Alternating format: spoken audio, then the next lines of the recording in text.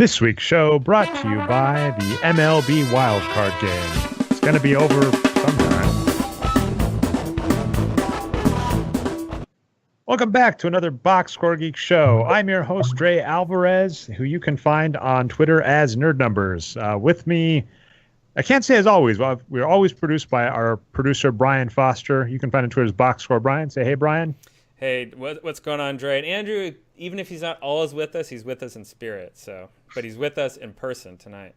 So co-host Andrew Sutton, who, if you want some behind the scenes, we're going early late, if that's a term. So last week we decided we were gonna do the show Wednesdays 9:30 p.m. Eastern Standard Time.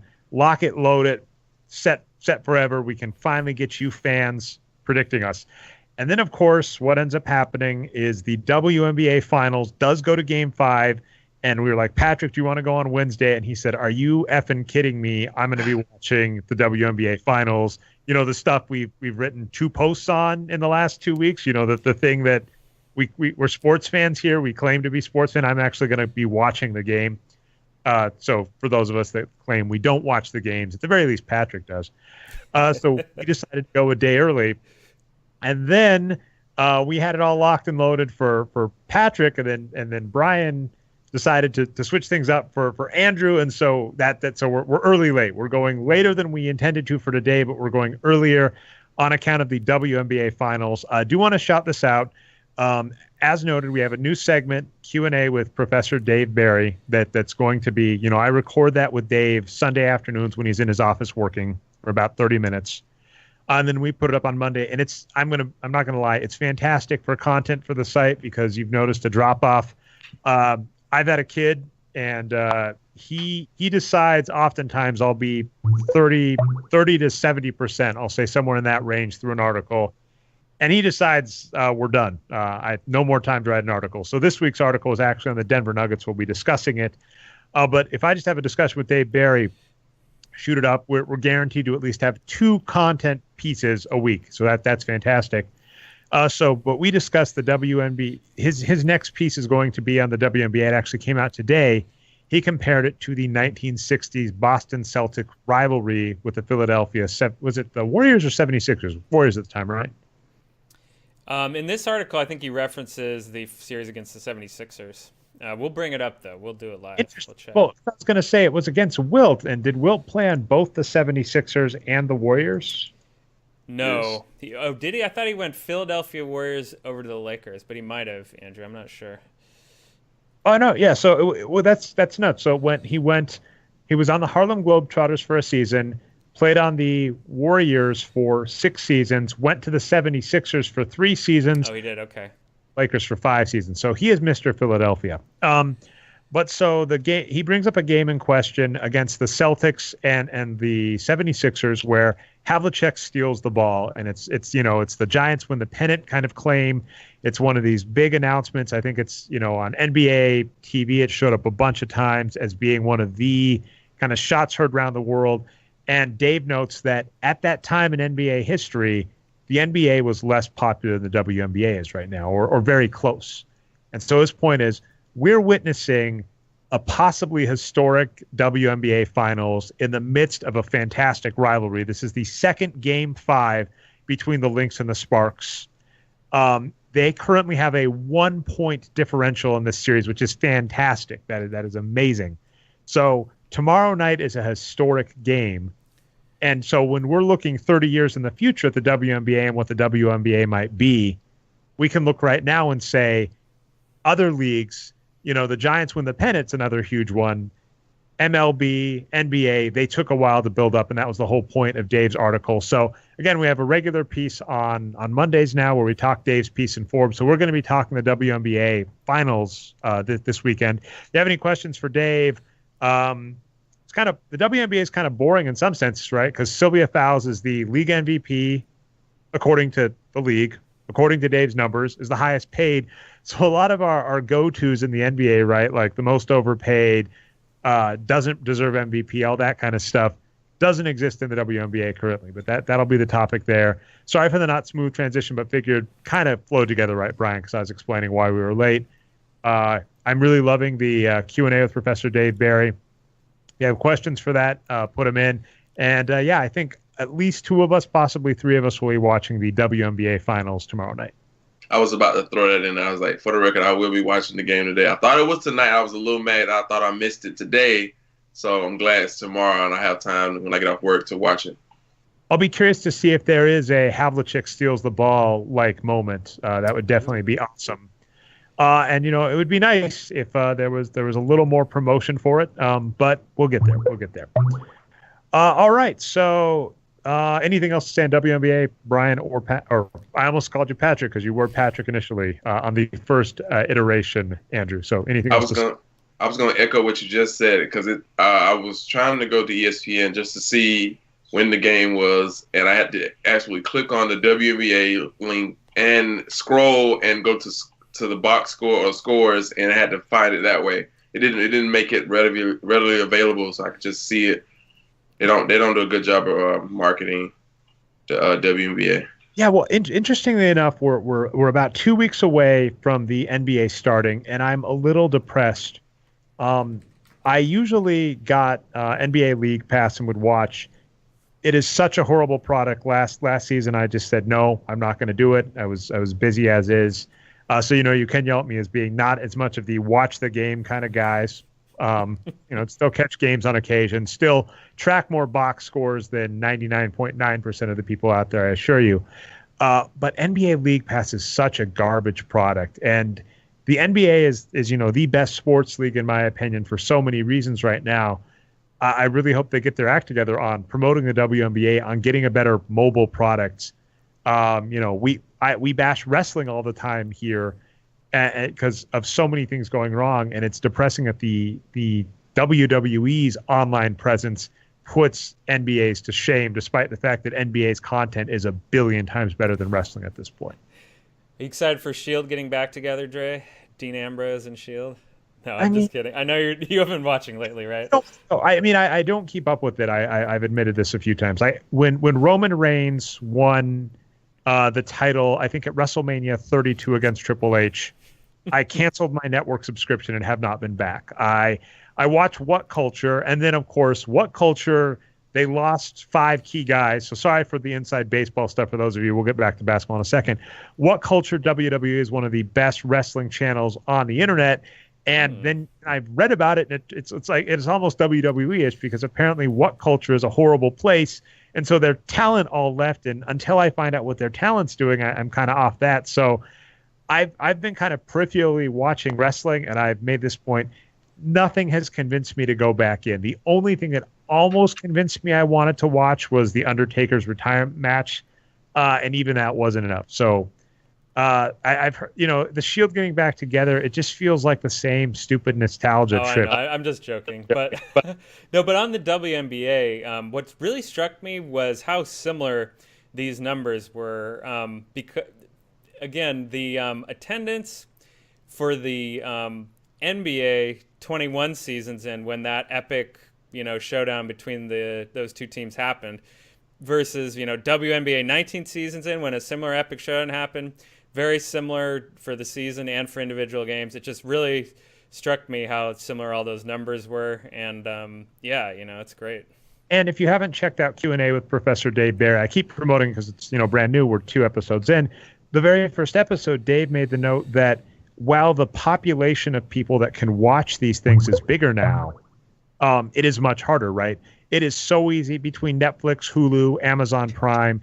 It is so easy for me to find other content I would rather watch. It's not as simple as there are 3 channels on TV and they have a deal with one of the major leagues to watch. It is so much harder to gain that audience. So the fact that, you might say the WNBA is just as big as the NBA was 30, 40 years ago.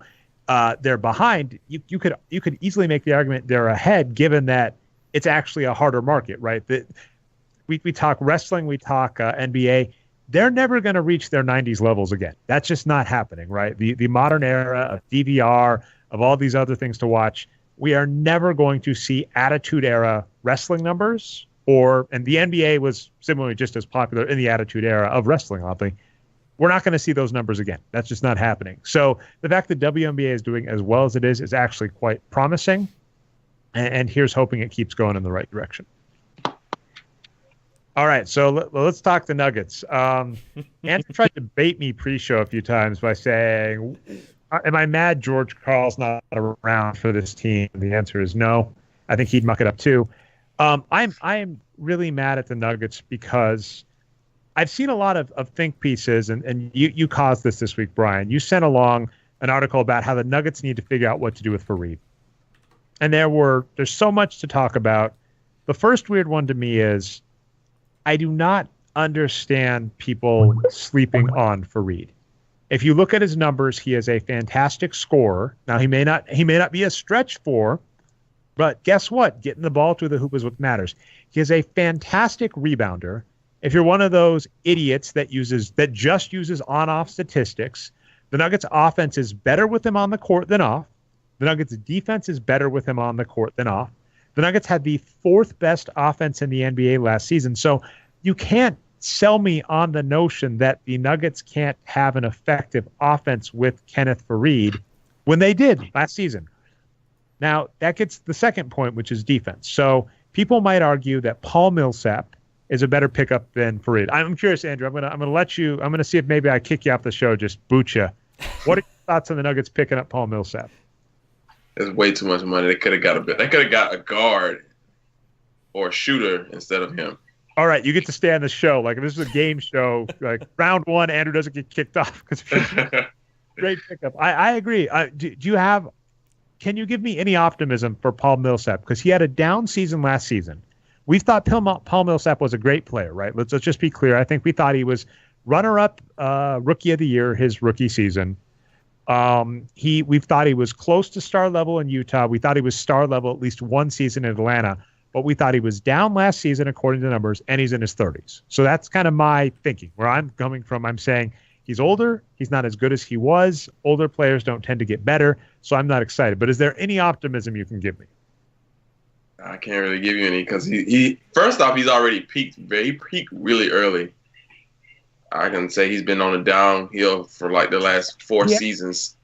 He actually had and that you can make me nervous then with that comment because we've noticed this happen with like Kareem, with Shaq, with Kobe. Actually, those three guys where they're on this downhill decline. They have this boost season, right, where they look good. That's Kobe's comeback season where he had the injury in Germany. That was like Kareem's season where he won the Finals MVP. There was a season for Shaq. I forget which one. And then they were done after that. So Millsap, you were right. And Atlanta was kind of downhill trending, but he had 2 seasons ago, he actually had his peak season in terms of productivity, but then last season was terrible. So if your opinion is he's on a downhill slide and it's peaked early, which you're kind of right, and then had his kind of dead cat bounce 2 seasons ago, that makes it even worse. Well, I don't really call a spike a peak. So his peak was probably his Utah days. Yeah. To me. So he had one spike that one year you were talking about, that his highest level of productivity. So that's just an outlier type of season. So I think he's pretty much done. But hey, he got $90 million, I think. What is it, $90 million? Yeah, that was the other rough part is, sometimes you see a player, one that was like crazy to me was Luol Deng on the Lakers, where they give him a bunch of money and you go, all right, maybe you're going to, okay, fine, give Luol Deng $20 million. He's a stopgap player. And you go 3 years. Paul Millsap got 3 seasons with the Nuggets. We are really going to be, it's possible that altitude, remember Arturo's written about how altitude does help boost players. Paul Millsap, you said his peak was in Utah. Well, let's not forget Utah has altitude as well. It's possible returning to the mountain air, Paul Millsap sees a bounce back, but he's going to be 35 in the third year of that season. We might really be regretting that come year 3 at $30 million. The altitude might hurt him now. I might not have the sea legs or whatever. But what I was going to say is, for Reed, if we compare, you can use the player comparison engine, Brian, and I can too. Yeah, we have it up right now. By the way, 2 things. I finally switched out. I switched out my Surface Pro. I traded it into a Gazelle for some amount of money, not much, but a little. Reinvested that into a MacBook Mini. That's just like the little Mac. And then I actually tethered that to an Ethernet. I actually have that plugged into an Ethernet cable. So hopefully some of our occasional lag, some of our that, I'm hoping everything seems much better this week. So I'm very, very excited. But last season, if you compare Fareed to Millsap, which I'm doing in real time, Brian, this is amazing. I too am able to type on my computer without it taking forever. Fareed versus Millsap last season. It's not even close. Fareed, we think, is freaking amazing. The only real problem is he only got 1,300 minutes as compared to Paul Millsap's 2,300 minutes. Paul Millsap's 2,300 minutes still a problem, by the way, because if you're a starter, you'd really want to be 2,500 to 3,000 minutes. But Fareed Fareed defensive rebounds 10.4 for 48. Paul Millsap 8.7, which is exactly league average for a big. Fareed's offensive rebounds, this is astounding, 6.6 per 48, which is over twice as good as an average big. Paul Millsap actually below average at offensive rebounds. Now, assists, this is the huge one. Fareed only 2 assists per 48 minutes. The average big is 3.1, so Fareed does not pass the ball. Paul Millsap 5.1. But then when we look at turnovers, Fareed's a little below league average at turnovers. Millsap's above average. And then everything else, Fareed basically wins. Millsap's a little better at steals. And then shooting efficient, this is the annoying part. Fareed, despite the fact that he's a 70% free throw shooter, he shot 58.8% true shooting last season on 15.4 attempts and 7 free throw attempts, which makes him a fantastic scorer. Paul Millsap on 20 attempts only shoots 54.2% true shooting, which is 2% below the league average for a big. So on offense, Millsap is a below average scorer, a below average rebounder for a big, and that's their job. That's the freaking job on offense, is the bigs to get the easy putbacks. He's above average on passing, but to your exact point, Andrew, if the Nuggets wanted passing, instead of buying a freaking power forward who passes a little above average for a power forward, get a freaking guard. And I mean, Ricky Rubio was on the market, Jeff Teague was on the market,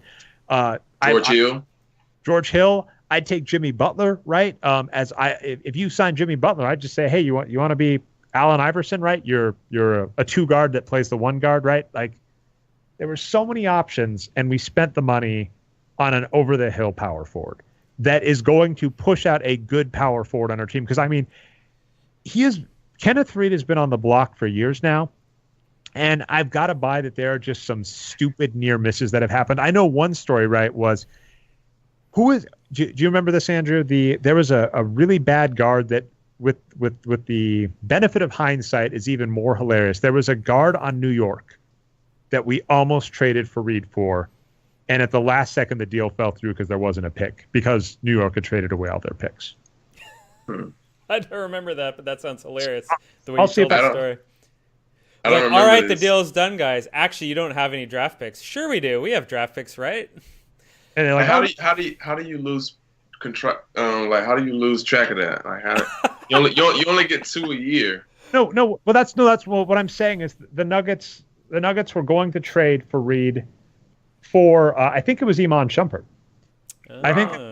Yeah, it's actually not bad on the Knicks, though. Okay, now I remember this. Yeah. And what happened was they said, we want to pick 2, and the Knicks were like, our bad. To your point, you only get 2 a season, and there limits to how many you can trade. They're like, we have traded away we are out of picks. We have no picks, and we have no assets to acquire you a pick. So again, in terms of Fareed, I guarantee you there were some close misses to him getting traded. And I also know this depresses the hell out of me. The NBA is stupid. I'm sorry. Like, the people that have this assumption that NBA front offices are good. You did this once, Andrew. I never turned it into a post, even though I said I was going to. Apologies. But most NBA teams are bad. The litmus for NBA teams is just make the playoffs, right? 16 teams a season make the playoffs. There are 30 teams in the NBA. You ever went to school? I hate to freaking tell you this. A 50% in most things is an F. In the NBA, it means you're a playoff team. Most teams miss the playoffs regularly. Most NBA teams are not well run. So in that regard, when people are saying, why aren't other teams lining up for Fareed? Most NBA teams are bad, and even the teams we like make weird mistakes, right? For instance, the Houston Rockets, who we like, and next season, I think they're our best bet for a run against the Warriors, right? I think that's the best hope in the playoffs for possibly beating the Warriors. Am I crazy? And Andrew looks perplexed at this. I think so. Maybe the Cavs, but I would say right now Houston for sure. And I know San Antonio is one as well. I was gonna say you can't count. I was gonna say you can't count San Antonio out. I think you can't count them out. Kawhi's injured in the preseason. If Kawhi is not 100% this season, San Antonio is going to have a big step back. But the number one team is just going to stop the Warriors is the Warriors because you never know with injuries and stuff. So such a boring answer. I know, but it's true. They're such heavy favorites. Agreed. Dre, I've got 3 things on the Nuggets. Okay, what do we got? I was so irate about this. So the first problem is basically what you said, right? Just misevaluating talent and wins produced. Freed is clearly better than, Millsap at this point in their careers. Millsap's older than him. So that's just the first thing. You already covered that. And to just follow that up and put the exclamation point on that point, what is weird to me is if you are going to go with the argument, we need a stretch for good offense, that would be fine if we were looking at a team with a crappy offense. The Nuggets, at some point right after Jokic became a starter, is it Jokic or Jokic? I always mess it up. Jokic. Anyway, Jokic. Okay, after Jokic got the starting role, the Nuggets had the best offense behind the Warriors in the NBA. So you cannot sell me on this notion that the Nuggets with Fareed can't have a top offense. And now that brings me to my second point very nicely, and we don't have Coach Patrick here to validate this. We would need his coaching expertise, but why can't they start Jokic, Millsap, and Fareed? Like, Fareed's very athletic. He can probably guard threes. They can both guard fours. They don't have any other better. Both those guys are way better than Wilson Chandler. So why can't they just start all 3 of them at once? And the answer is what you were talking about, right? Even though Fareed's a great player, he doesn't fit that stretch 4 prototype. So they just decided he's not good or whatever. And to your point, I actually like Chandler. And another weird thing, because I heard some complaint. We were talking Greg Monroe. Someone was saying he's a bench player off the bench for 28 minutes. And my question to that with Fareed, right, is if you don't want Fareed to start behind Millsap, fine. Why don't you turn him into a Manu Ginobili or Lamar Odom and play him 30 to 32 minutes a game? Like, that's the other baffling part to me is you could clearly use Fareed better than they're using him, and I don't get why they don't.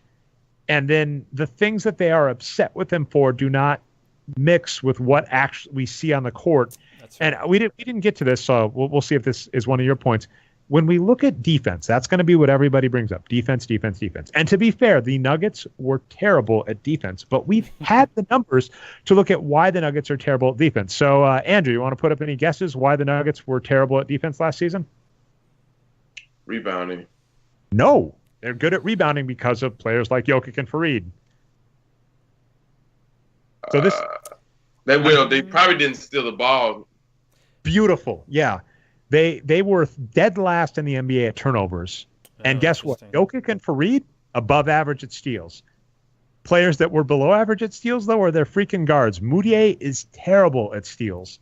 Man, if we could have gotten Chris Paul. That goes to Professor Berry's point about his whole point about the WP metric. It's basically measuring possessions. Yep. So being able to convert possessions, being able to take possessions away, being able to limit turnovers. So players who can do those things, your team's gonna be successful. People roll their eyes whenever I've been in comment sections and forums and stuff, and I'll bring up, this person was so and so per 48 player, or they were a WP this player, and they'll be like, oh, that metric is so outdated and blah blah blah blah blah. He's a wages of wins pupil, blah blah blah blah. And it's just I don't even bring it up anymore. So I just go ahead and he rebounds at this rate and this and he does this, and people they'll take that spoonful better than they would with the WP. I had a guy do that to me at Quora, where I basically, instead of doing his wins produces worse, I just took it apart because we can do that, right? The player comparison engine shows stat by stat. So I went in and I said, here's why this player is better. He's worse by this amount here, worse by this amount here, worse by this amount there. Guy hops into the comments, I'm so glad you're finally putting down the wins produced metric and doing other stuff. And I said, I didn't curse him out. I was like, that's what It's an aggregate statistic. That's what it's doing. So funny. But like it's the same medicine, but the medicine I'm giving you now is just bubblegum flavored. So much of analytics in general is just words. But I see people that quote RPM and BPM and all this. By the way, BPM says that Paul Millsap was better on offense last season than Dwight Howard, which is baffling to me. Do you want to know why? I looked over the metric to figure it out. BPM says if you have a higher 3-point shot rate, just take more 3-point shots, even if they don't go in, because Paul Millsap was bad at 3-point shooting. It likes you better. So, okay, because that makes sense because it's predictive of something. No, it's not. It's they crap. Say it is. They say it is. It's predictive of something. But that's what I'm saying is there are metrics out there that people will use, and if you break them down, if I said that to you, if I said Paul Millsap is better on offense than Dwight Howard, and you said why, and I said, well, unlike Dwight Howard, Paul Millsap misses 3 more 3-point shots a game. You'd go, what? He's a better player on offense because he misses 3 more times? And I'm like, well, yeah, he misses those shots, and then Dwight Howard gets Kobe assists and puts him back in, so got to thank Millsap. Like, that's the freaking logic people have. But anyway, so the Nuggets on defense, their biggest turnovers, you got it. The other is perimeter. They ranked 28th in the league at opponent 3-point percentage rate, or 3-point percentage, which is 37.5. They're actually not horrible. They were only ranked 10th worst in the league, or 10th best, right? So they were okay at how many threes the opponents took, but they just could not stop them from making threes.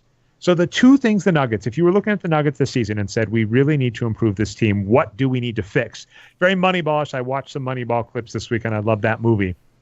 Where, they're in the thing and they're saying, we've got to replace Jason Giambi's production. Well, he has this many hits and this many times on base.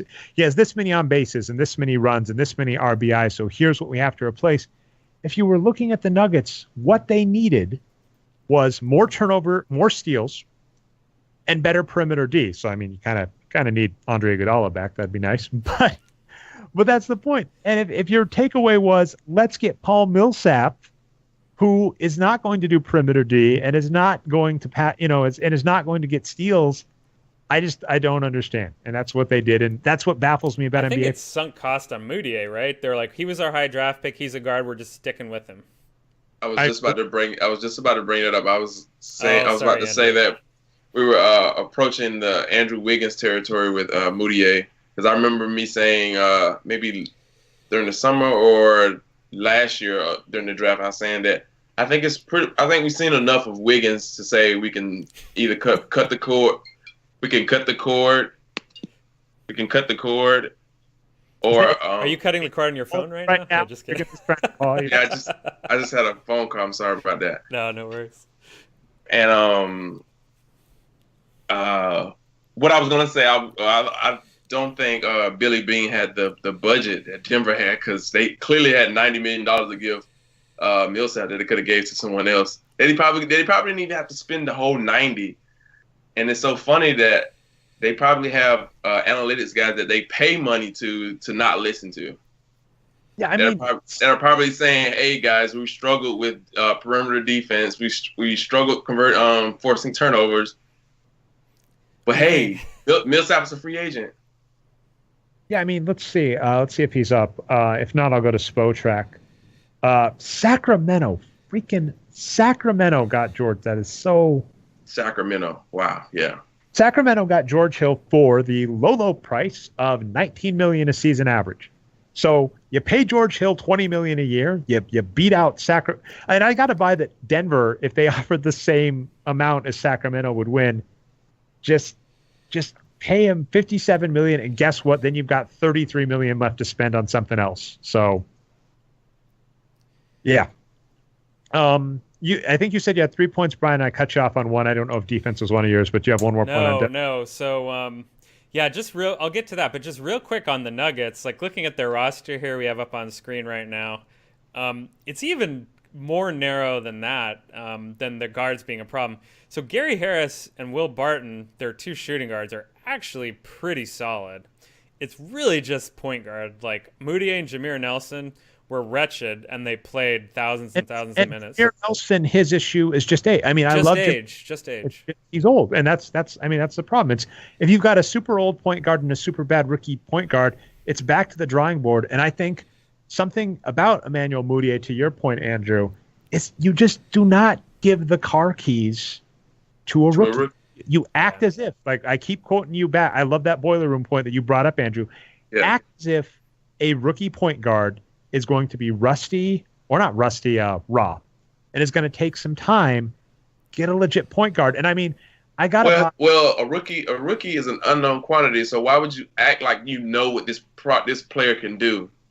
You hesitate, you be a little tentative about it. So you sparse out little minutes here, you sparse out some minutes here, just to see what they can do. You don't just go out here like a 5-year veteran.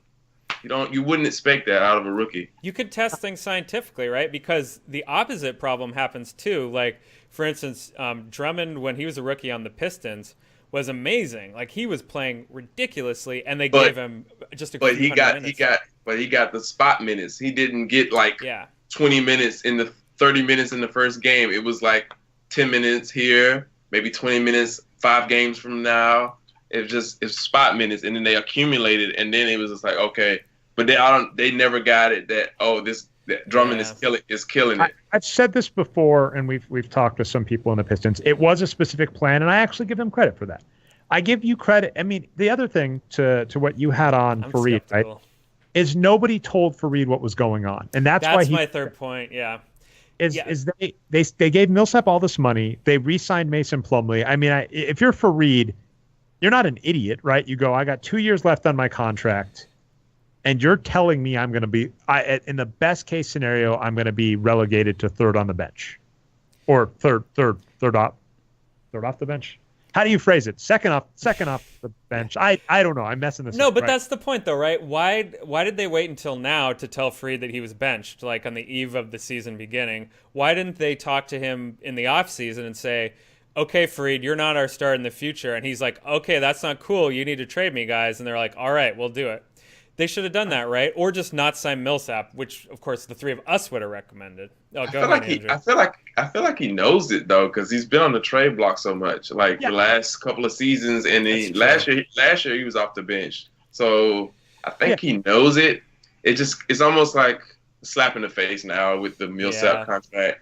And it's just, I mean, there's nothing to do. And what bugs me, I've had this complaint before about, I'll throw some shade at Mosey Platt, who was making this point about Kevin Love and not Dwayne Wade, James Harden. He was like, how can these players be great when they're playing them off the bench? And my response is, I don't trust NBA coaches. So I just, at this point, I don't trust the Nuggets coaches. I'm sorry. And I hope all the best for Fareed. I forgot to put this on the script at all, Brian, but we got to at least talk a little bit. And I guess I'll just give it a little bit of time. The NBA lottery reform is going into effect, I believe, in a couple seasons. And looking at here's the only note I want to give it. If you look at what they did, they flattened it, right? So 1 through 3 now all have 14% chance of getting the number 1 pick, and they smooth the rest down. If you actually look at what the lottery reform did to the chances of winning the first pick for most teams, except for the top 3, it actually upped it a little, such that it actually makes the incentive to tank, and I'm talking minimal tanking. So if this makes sense, before, if you were the number 15 team about to make the playoffs, right? And if you didn't make the playoffs, you had like a 1% shot at the number 1. And then if what's up? You know what I mean? I'm sorry. All right, keep going, Dre. Okay, so what I thought you were talking, Andrew, but okay. So all I'm going to say is, if you looked at the motivation for moving from like number 14 to number 13 to number 12, that actually used to be a bigger disincentive, basically saying you were in better shape to try and fight for the playoffs than to try and lose a spot. They have actually changed that now, so there is now more of an incentive for teams to lose a game or two late in the season. So I actually don't think this move has the intended effect. It actually ups the incentive for a team that is in 4th place to try and, you used to know that you had. It makes the room for the number one pick more inclusive. So instead of it's really just 3 teams, now it's 5 or 6 teams that have a really good chance of getting number one pick. So they're more incentivized to suck. And not a good and so here's the key.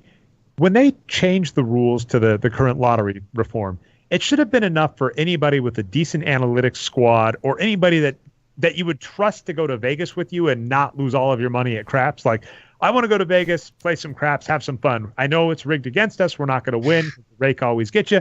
But let's play for a few hours, have some fun. You'll bet on, I don't know craps well enough. We'll bet on sevens, the line, whatever. I'm making up terms. Oh, you got it. The cum line. That's a thing in craps. Oh, yeah. So, you're a jerk if you do that. The table hates you, but your odds are. But what I was going to say is if you had a good sense of math, you'd realize tanking is not in my best interest. It's not. They've disincentivized. Yeah. Teams still didn't realize it.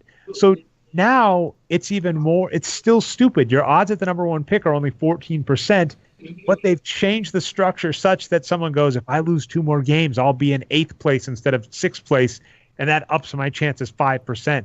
So they've actually made this like one of those bad deals you see at Target or Walmart or whatever that's, buy 20, get 5% off.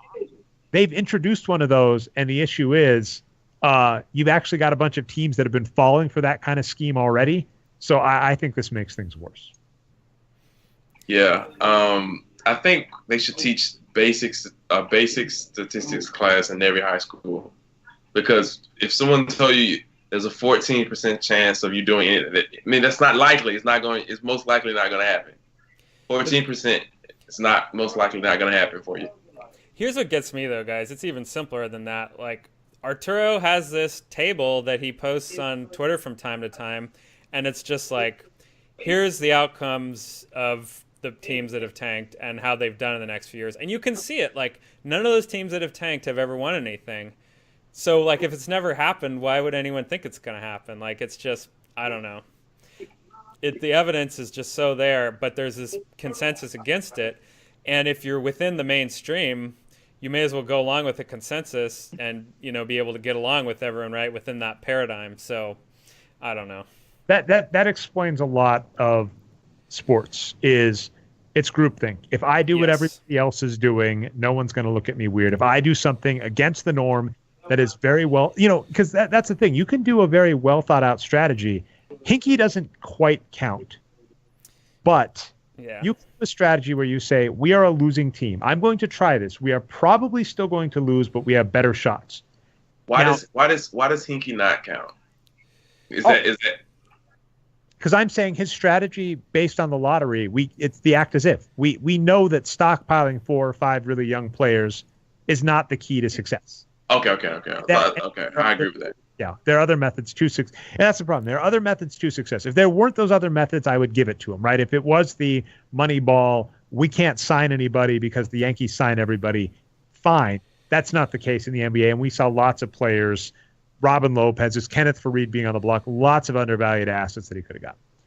But so, you do something that doubles your chances of winning, but you still lose. But because it's outside the norm, you get in trouble.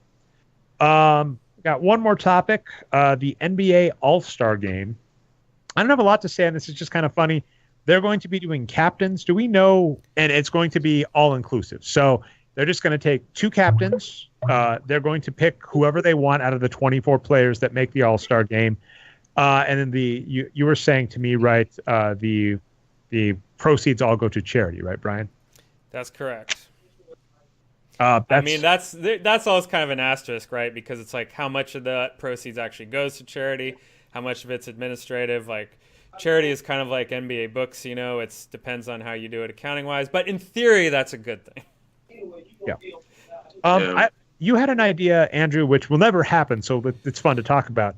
You like the idea of the ABA, which was done out of necessity, the champs versus the world. So you like the idea of either the defending champions or the league's record. In this case, both will probably be the Warriors facing off on the best of the rest of the NBA, which I actually love. But then Patrick just noted you get fewer players in the All-Star game, less fan interest, so they'll probably never do it. But I actually think that'd be fun.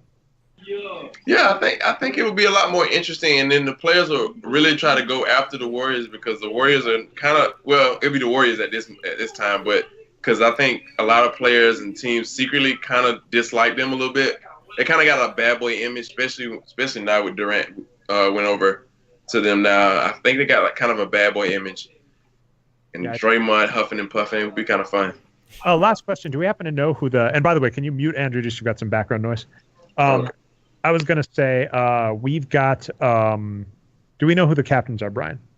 So the captains are going to be the top 2 vote getters. Last year, that was LeBron James and Steph Curry. Oh, that's good. Isn't it? Is that irrespective of conference, too?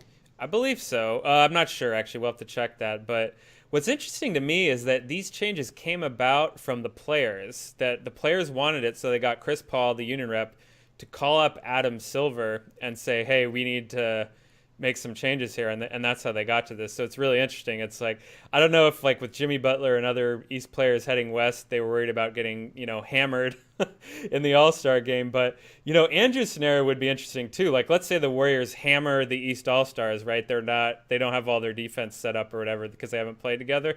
Like, how would they hype the playoffs then? They'd just be like, well, the Warriors are going to hammer all these teams if they beat the playoffs. So I would still love that, though. I still think that would be great.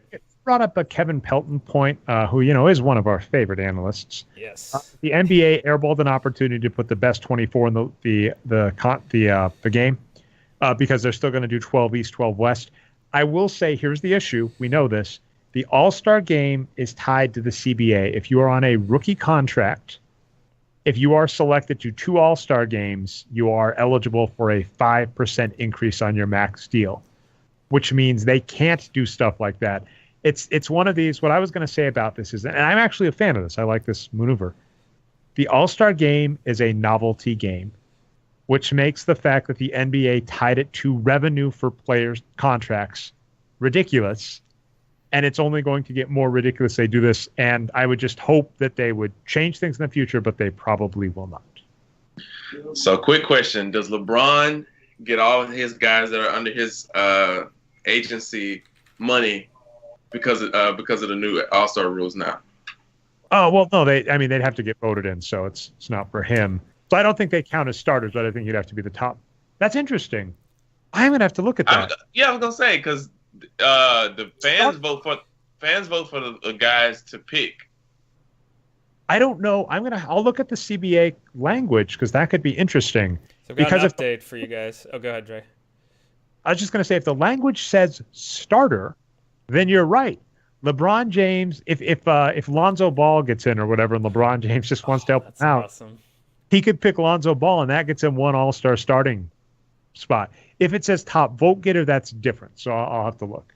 So my update is that it is the top fan vote from each conference, 1 from each conference, which would again be LeBron and Steph Curry. No, but I was saying to Andrew's point, the CBA says if you get 2 All-Star starts, you're eligible for a pay raise. Sorry, I was addressing the previous topic. Yeah. Yeah. So okay. I think. So in theory, it's possible for him to be like, "Oh, this guy's under my agency. Let's give him a little kickback so we can get some kickback." Yeah, I'm gonna have to look up that.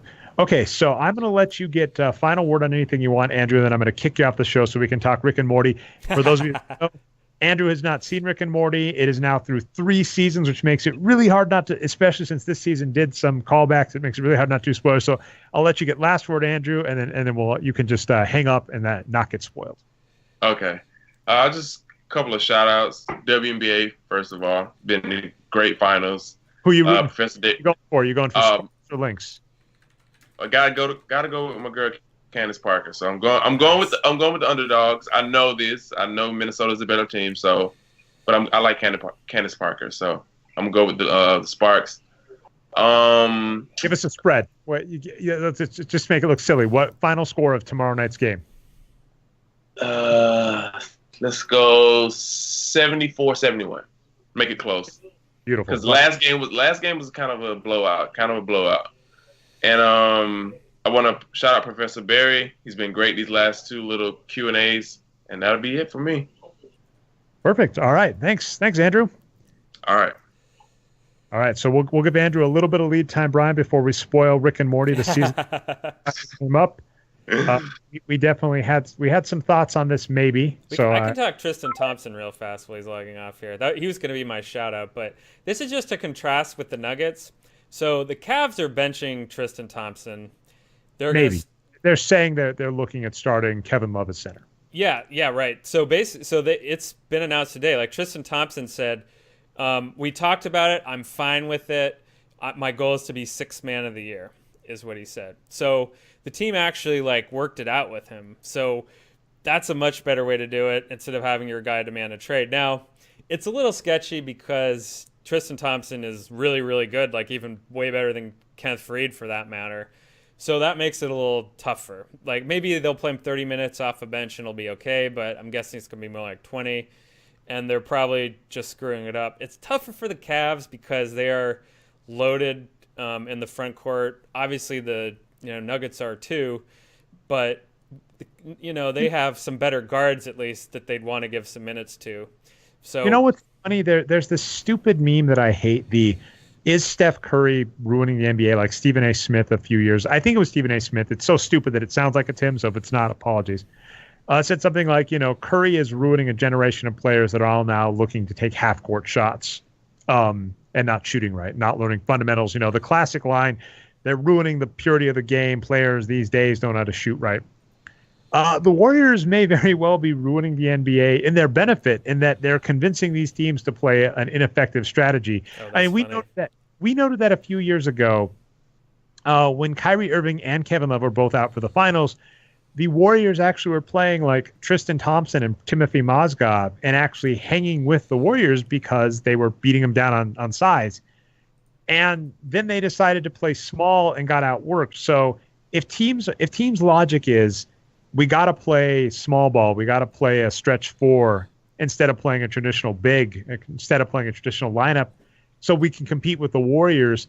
There's only one team that, they got the two best, right? They got Draymond Green and Kevin Durant. If you were looking at the stretch four lottery, those would be pick 1 and 2. So in fairness, the Cavs, LeBron is one of them as well. And they're moving him from 3 to 4 as part of this lineup. Well, LeBron would, I also, at least one of these players is going to bite me. Paul Millsap, LeBron James. Oh, sure. But he's old. That's the other thing is, the act as if I'm afraid of the idea of making LeBron play bigger and really counting on him as much. That's troublesome because as we've noted, he has put up the most minutes of anybody still in playoff contention. At this point, the only other player with as many minutes and wear and tear on their body in NBA play, don't forget LeBron James has a lot of international play, was Kobe Bryant. And Kobe Bryant at this point in their respective careers was done. So if LeBron has another finals run in him, this is uncharted territory for a player having this much wear and tear on their body at this age going into the playoffs. And I agree, and I'm the anti-Steve Kerr here. I think you should play a player at the smallest position that they're able to guard. So LeBron can guard small forwards, put him there. I get slower players are a liability on defense, but big players are just so much better than small players in general. There are two teams that baffle me in NBA history: the 2004 Pistons and the 2016 Thunder. So don't forget, the Warriors are stomping everybody, and the Thunder playing basically 1990s bad boy Pistons ball with Enes Kanter and Steven Adams as their big, had them on the ropes, and then they let up the gas. It's funny that people do not look at either conventional strategies that win, either the defense first. The Pistons, they won by defense. And everybody says defense wins championships. And there was a team that actually went out and said defense wins championships, and no one has copied them. And then you've got this Warriors team that is one of the most dominant. They're the most dominant in regular season play, right? That 3 seasons is the best ever. Yeah, that's right. Yeah, Steve Kerr's 3-year coaching record is the best of all time for 3 years. Never been matched in their 4 years. Probably going to be up there. Best regular season NBA team in history. And they were on the ropes before injuries, right? Because don't forget, not Iguodala, Curry and Bogut both went down with injury. That's right. in the finals, or at least were both injured in the finals, and they lost a 3-1 lead. So if Bogut's healthy for one more game, if Draymond Green isn't suspended, if Curry is 90% instead of 70%, that series goes the other way. But the team that had him on the ropes was the Thunder, playing traditional bigs, right? Playing a traditional power forward, playing a traditional center. And then after that went away, everybody said, well, no, actually the right maneuver is to out small ball them. And you're not going to out small ball the Warriors. It's just not going to happen. Yeah, and I mean, I realize I'm making an eye test argument here to some extent. I think there's probably real stats that back this up if we were to look into it. But watching that Oklahoma City series you were talking about, it was so obvious what was happening. They were throwing it down low to one of their big men every time, and they were dunking it, and the Warriors didn't have anyone big enough to stop them. Like, it was so obvious. But anyway, yeah, we're not in the popular opinion on this one, Dre. Yeah, I mean, there's not. Here's where I'll just left. There's not money in being in the popular opinion. Popular opinion makes you a lottery team, makes you a treadmill team. You want to do that? Go ahead and do that. That's not what we're about. Very last thing is just Rick and Morty. This is an interesting one. So full on spoilers, of course. If you haven't caught up, this will be the end of our show. So that's Rick and Morty. The season is over. Episode 10. Is over. I'm actually a little depressed. I wasn't a huge fan of the last episode. It's kind of a downer. I actually wish what you had been hoping for happened. I wish there would have been an evil Morty finale that would have felt more like something. This episode felt very much like a filler and didn't resolve much. So kind of a bummer, and it actually bummed me out. I was looking over, we were talking Game of Thrones, and we said it was I said at least, it was an uneven season. And you pointed out that some people on Reddit have gone over the writers and directors and basically said, if you had Steph Curry and Draymond Green in as writer-director, it was a great episode. And then when you had Nick Young and is that the only bad player they have on their team? Pretty much, yeah. Maybe you count Caspi because he's up there in age, but he's pretty average. Caspi, thank you. If you had Nick Young and Omri Caspi in, it sucked. So that's what you said about the Game of Thrones episodes in terms of writer-directors. That's just something I read. I didn't look deep into it, but it's an interesting theory. But I looked up Rick and Morty, and basically the last couple of episodes were written by Dan Harmon and Justin Roiland, and just were not up to par with some of the other ones. So it's a little depressing. And I mean, there were some behind the scenes issues. It took a little while longer for the show to get out. It was delayed. They cut at least an episode from this. I think it was supposed to be 11. So it's a little bit of a bummer. It's not a problem, right? The first two seasons of Rick and Morty were so good. Even this season had, I would argue, 3 or 4 really strong episodes.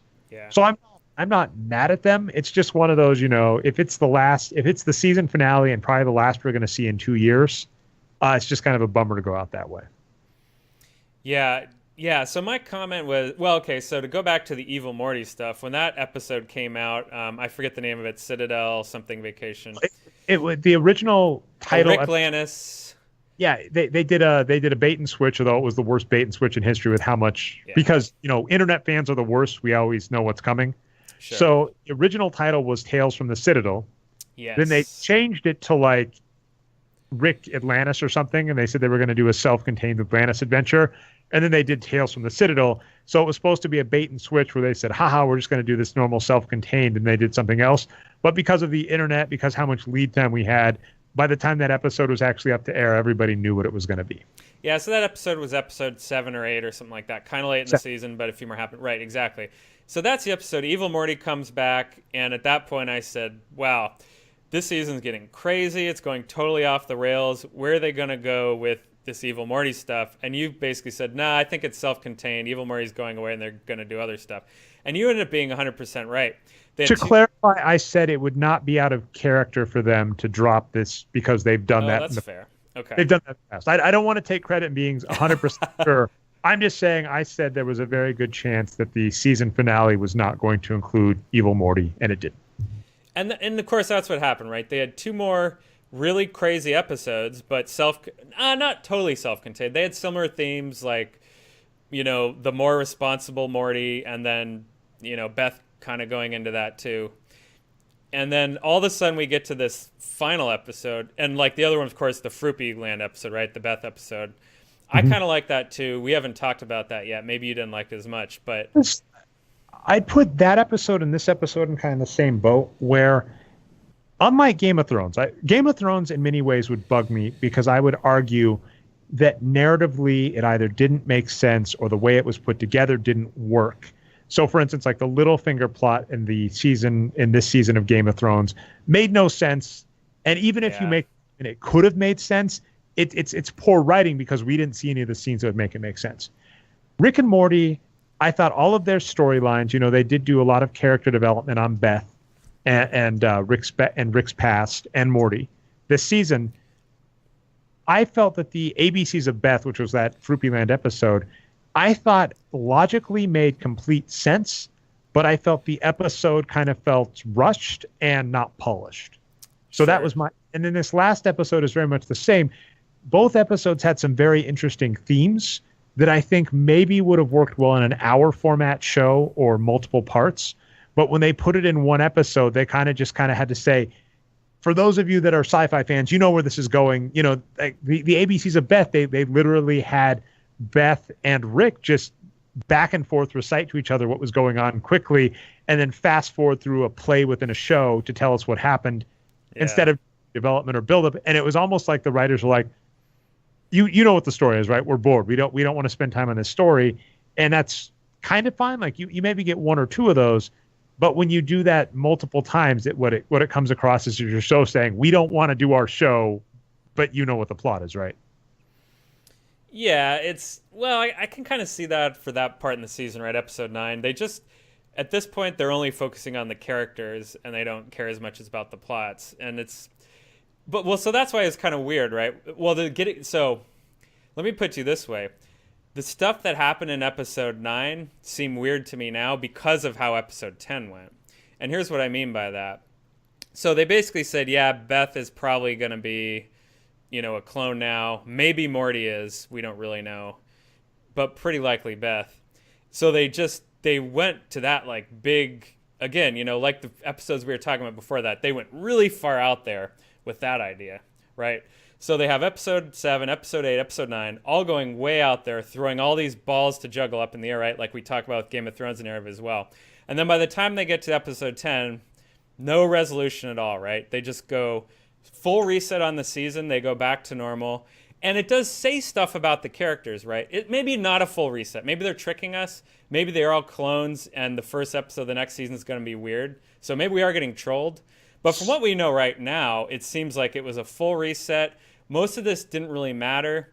And it did say one thing about Rick, which was basically, he was trying to become as nihilistic, as possible this whole season. But then finally when Morty's like, sorry, Rick, I'm leaving you, to go back to Jerry, Rick's like, fine, that's the limit to my nihilism. I'll rejoin the family.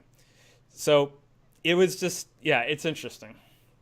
Well, what I was going to say is, first off, I still think Beth is a clone. This episode was doing a lot with a very classic sci-fi trope of, if I have, it's a freshman level philosopher question, right? If I have all the memories and all the emotions and all of your thoughts and have the exact same thoughts as you, right? If you took me and put me in a computer box, is that consciousness? Do I have a soul? That kind of thought. And so if Beth is really a clone, but she has emotions and thoughts and free will, what does that say? And then I saw a decent article, a video about this. I forget which. I may find it for the show notes. I may not. Where they said in the last episode with Rick, where he offered her the clone out, he said, "You're not my daughter," because he's, gone. He's hopped so many dimensions. He's hopped bodies. But he said, but all Ricks love their daughter. So the kind of like all Beths are all Rick's daughter. And so it could be that he was coming to take out the clone. He had a gun. He could have been coming to take out the clone because this clone is setting everything back to the status quo, which he doesn't want. He doesn't want them going back to Jerry. So he could have been coming to take out Beth and then have the realization, if this person has all of Beth's thoughts, emotions, and doesn't think they're a clone, then they're still my Beth. That could have been what happened. And to your point, yeah, the season ends with the show going to status quo. Apologies if you're listening. Yeah, I hope this is just you listening because you like Rick and Morty. We didn't do a lot of wrap-ups like we've done in other shows because it was an official segment. But what I was just going to say is, yeah, the interesting part about this season finale, and this could be something you're trying out on us, which I agree, you hinted at, the other seasons have ended with the characters destroying the status quo at the end of the season, and the next episode flipping everything back to the status quo, right? Oh, Season one. Great point. Season 1 ends with them taking the house to another dimension, wrecking everything in a party. They've told Rick that if he makes one more mess up, he's kicked out. And then season 2 starts with them saying, "Hey, what if we just freeze time, put everything back together, and everything's fine?" That was a great episode. I love that episode. Then they had to deal with the ramifications of effing with time, but that episode ends with everything's back to normal. Season 2 ends with Rick getting arrested, put in intergalactic jail. Oh, the family's stuck out of the middle of nowhere. The Intergalactic Federation, or whatever it's called, is taken over Earth. Season 2 starts up. Rick destroys the Federation, destroys the Citadel of Rick. The family's back together, back on Earth. Everything's back to normal. To your point, this season ends. Everything's status quo. Beth is back with Jerry. Morty is standing up for himself. Rick has apologized to he wrecked that relationship with the president in this episode, but he has apologized essentially. And as much as Rick can apologize by saying, that Rick left, what does he say? I'm fly fishing Rick. That was really funny. It was kind of funny. So this season ends with everything being status quo, which if you're a fan of the show leads you to believe season 1 of season 4 has to be everything spinning out of control, right? It can't be this way. So I think there's potential there. And I think this wasn't a bad episode in the sense that it didn't flow and it didn't have funny ideas. I just don't think it lived up to the other Rick and Morty episodes. It didn't live up to the other finales, which, LeBron James has a bad game every now and then. It's not a horrible thing, but it was a little sad to me. Yeah, no, I agree. And, I am complaining about the closure a little bit on the season and all that, but the episode itself, I didn't mind as much. Especially the middle part of it. Like, Keith David is so good. There were some really good jokes with him and some of the other characters. Good action as always. So I like the episode in a vacuum, I think. And I think to Rick and Morty's credit, if they had wanted to, they could have just done Tales from the Citadel as the last episode. That's a fantastic season finale. They don't want to. And I think that's fine, right? I think them having that level of confidence in themselves is not a bad thing, because I think a lot of times television shows and movies use tricks to get you to over like things, right? Like, shows know that. That's why, like, Lost kept ending in cliffhangers, and eventually people just got pissed off, because you give me a cliffhanger once or twice, I'm like, oh my God, this show is riveting. And if every episode is a freaking cliffhanger, eventually I'm like, this is stupid. You don't know what you're doing. So to Rick and Morty's credit, yeah, they didn't need to put their strongest show last, right? They could have, and I would have argued it was a slightly better season, but nothing against it. I think season 3 ranks 3rd in favorite seasons. Oh, but wow. But I mean, that's not a problem, right? It's still 3 good seasons. But I would argue Tales from the Citadel is probably the best episode of Rick and Morty. Interesting. I can't make any comments around that. I would have to rewatch season 1 and 2 again. It's tough. Season 3, I felt like had a good density of quality episodes, but there were, other than Citadel of Rick's, the other seasons I think had some of the stronger episodes in the top 10 episodes, if that makes sense. Oh, there's only 30 of them. I don't know where I'm trying to go, Dre, but you get what I'm saying. Yeah, because you'd argue each season should have 3 top 10 episodes. I'd probably argue it's 4, 4, and 2. Season 3 seemed more balanced to me. How about that? That seems fair. That's a better way to put it. All right, I don't have. Let's see, I've got Dave Barry. Obviously, put any questions you have for Q&A with him. We're going to be talking WNBA Finals. Andrew, shout out to WNBA. If you've got any shout outs, hand them out, and then that'll be our show. Yeah, I don't want to get too deep into this, but just shout out to Arturo, and for those who don't know, lives in Puerto Rico and everything he's had to go through there. He's back on Twitter. And he's been putting up some crazy stuff like you'd expect. However, he does have his Real Jam podcast with Dan LaRue out as well. It's a Twitter handle for those that don't know. If you don't check the show notes, is American Numbers on Twitter. And yeah, definitely there's some crazy stuff about Puerto Rico if you want to follow that. And then, of course, as always, great basketball analysis. And he has a unique perspective because he worked in manufacturing there for a long time, so he knows about the infrastructure of the country. Anyway, definitely follow him. All right. And any other shout-outs? Probably, but that's about it. Shout out to you, Dre. You're the best. Oh, thank you. All right. Well, anyway, that's been our show. We have been the Boxscore Geek Show. You can find us on iTunes and Stitcher. We go live every week. In theory, if there's not a WNBA Finals game or important Warriors game, we've occasionally passed on our Wednesday showtime if there's an important Warriors game for you, Brian. But Wednesday at 9:30 p.m. Eastern Standard Time, twitch.tv/Nerd Numbers. You missed the live show, you can catch the recap on Channel Nerd Numbers on YouTube. I'm going to keep plugging for this until we get to 100. We got 3 more followers. You don't follow us on YouTube, Channel Nerd Numbers. If you follow us, it just helps us out. I just want to get us to that 100 follower threshold because that lets us do a little more stuff with Google and YouTube. So if you don't follow us on YouTube, Channel Nerd Numbers on YouTube, please, just helps us out. I've been your host, Dre Alvarez. You can find me on Twitter as I almost said NBA Geek. Yeah. You follow me as NBA Geek. You can follow Patrick Minton on Twitter as Nerd Numbers, and you can follow our producer on Twitter as Boxscore Brian. Thanks very much, and we'll see you next time.